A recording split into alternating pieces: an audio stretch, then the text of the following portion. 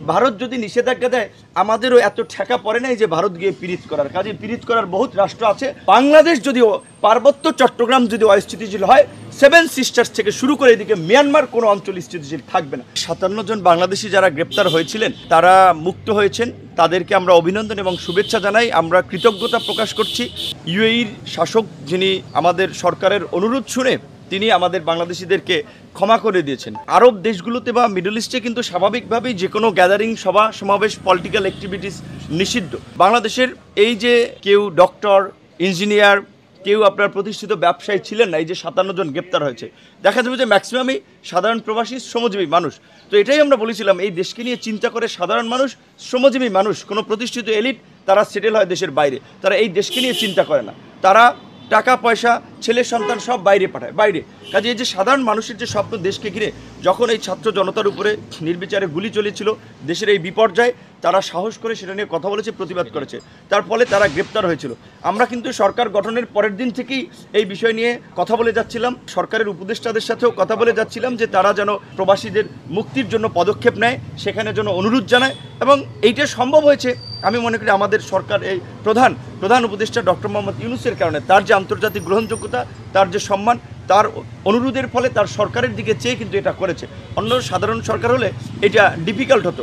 এখন ওই দেশের আইনে তাদেরকে ক্ষমা করেছে, এখন তাদেরকে দেশে আসবে নাকি কর্মে ফেরানোর কোনো ব্যবস্থা আছে, সেটি প্রয়োজনে আমরা প্রবাসী কল্যাণ, বৈদেশিক কর্মসংস্থান মন্ত্রণালয় সহ পররাষ্ট্র মন্ত্রণালয় যারা আছে তাদের সাথে আমরা কথা বলে আমরা দেখব।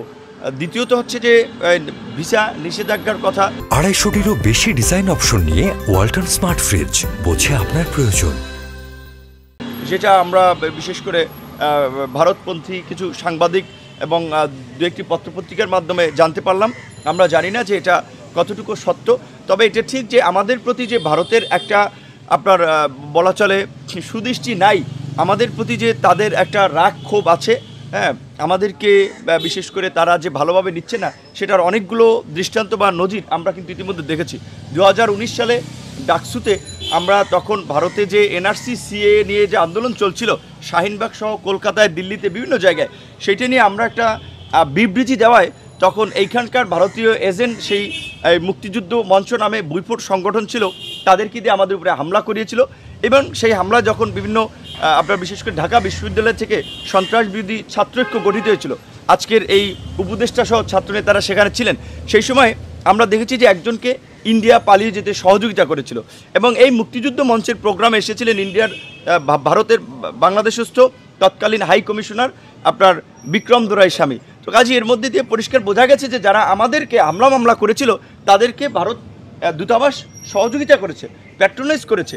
সেই জায়গা থেকে এখন আমরা যে স্বাভাবিকভাবেই ভারতীয় আগ্রাসন এবং আধিপত্যবাদের বিরুদ্ধে আমরা সোচ্চার থাকায় বাংলাদেশের আপামর জনসাধারণ সেটি নিয়ে সরব, তরুণ প্রজন্মের দিকেই তো চেয়ে আছে। সেক্ষেত্রে আমরা এই যে ভারতের পানি আগ্রাসন, বাণিজ্য আগ্রাসন, সাংস্কৃতিক আগ্রাসন, এইগুলো নিয়ে যখন প্রতিবাদ করছি, কথা বলছি, ভারতের অনেকে এটা মেনে নিতে পারছে না।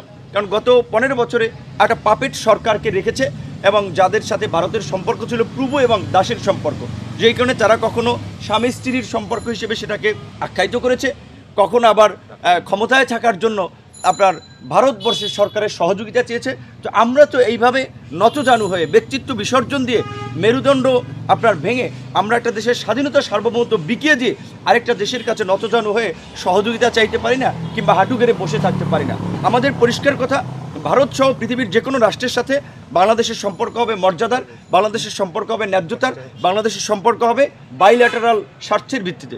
আমাদের পরিষ্কার কথা, যেটা ডক্টর মোহাম্মদ ইউনূস তার প্রথম আপনার সাক্ষাৎকারে এনডিটিভিতে বলেছিল, যে বাংলাদেশ যদিও পার্বত্য চট্টগ্রাম যদি অস্থিতিশীল হয়, সেভেন সিস্টার্স থেকে শুরু করে এদিকে মিয়ানমার কোনো অঞ্চল স্থিতিশীল থাকবে না। তোমরা যদি আমাদের দিকে ইট মারো, পাটকেলটিও তোমাদেরকে খেতে হবে। আমরা একটা সুসম্পর্ক চাই ভারতের সাথে, নেইবার হিসেবে একটা নেইবার আচরণ চাই, এবং সেই আচরণ হতে হবে সম্মানজনকভাবে। আপনারা জানেন যে এই ভারতীয় আগ্রাসনের বিরুদ্ধে আবরার ফাহাদ বুয়েটের ছাত্র যে পানি আগ্রাসন নিয়ে লিখেছিল, সেটি নিয়ে প্রতিবাদ করেছেন, কথা বলেছেন, সে সহ আমাদের নামগুলো অন্তর্ভুক্ত করেছে। এটা হতে পারে, কারণ আমার সাথে ছবি থাকার কারণে বা চলচ্চিত্র অভিনেত্রী বাঁধন যদি ভিসা না পায়, তাহলে তো আমাদেরকে নিষেধাজ্ঞা দেওয়াটা অস্বাভাবিক কিছু না। আর আমাদেরও পরিষ্কার কথা যে ভারত যদি নিষেধাজ্ঞা দেয় আমাদেরও এত ঠেকা পড়ে নাই যে ভারত গিয়ে পীড়িত করার কাজে। পীড়িত করার বহুত রাষ্ট্র আছে, বহুত দেশ আছে, তবে রাষ্ট্র হিসেবে রাজনৈতিক দল হিসেবে আমরা চাই যে সব দেশের সাথে আমাদের সুসম্পর্ক থাকুক, সব দেশের সাথে বাংলাদেশের সম্পর্ক এগিয়ে যাক।